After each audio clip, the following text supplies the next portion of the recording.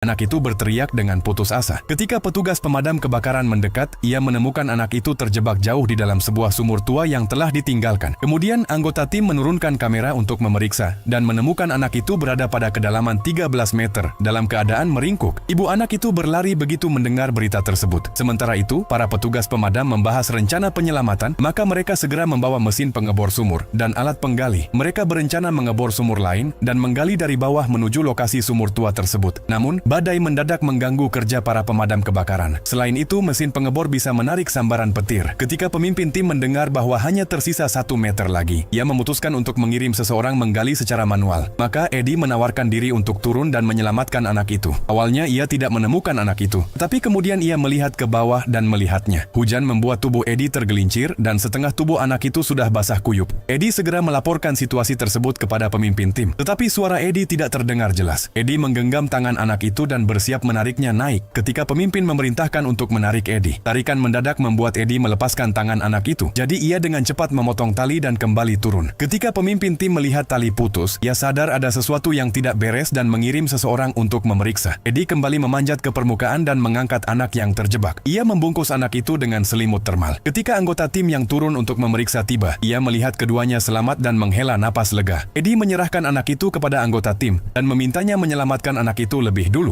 Kemudian ia meminta agar tali diturunkan lagi untuk menyelamatkannya. Setelah terperangkap selama lebih dari belasan jam, anak itu berhasil diselamatkan. Anggota tim bersorak dan merayakan, tetapi kemudian petir menyambar sumur. Mesin pengebor dan Eddie langsung tertimbun pasir. Para anggota tim segera bereaksi dan berlari ke mulut sumur. Mereka mencoba membukanya dengan menggali menggunakan tangan. Karena mesin pengebor rusak, mereka tidak bisa membawa yang baru. Eddie sadar dari komanya dan menggunakan walkie-talkie untuk menghubungi tim, tetapi tidak ada yang menjawab, sehingga ia jatuh dalam keputusasaan. Kemudian ia teringat akan sungai bawah tanah dan menyelam ke dalamnya untuk mencari jalan keluar. Ketika masker oksigennya menunjukkan oksigen hampir habis, ia harus melepaskannya. Ia mengambil napas dalam-dalam dan menyelam kembali ke air. Saat oksigen dalam tubuhnya hampir habis, kesadarannya mulai memudar. Ia teringat anaknya, rekan-rekannya, rasa tidak berdaya saat tidak bisa menyelamatkan istrinya, dan kata-kata terakhir dari sang istri. Maka ia berenang ke depan dengan penuh keputusasaan dan akhirnya muncul di sebuah bendungan terdekat. Ia menghirup udara segar. Pada saat itu, pemimpin tim sedang menyusun rencana penyelamatan. Suara datang dari belakang.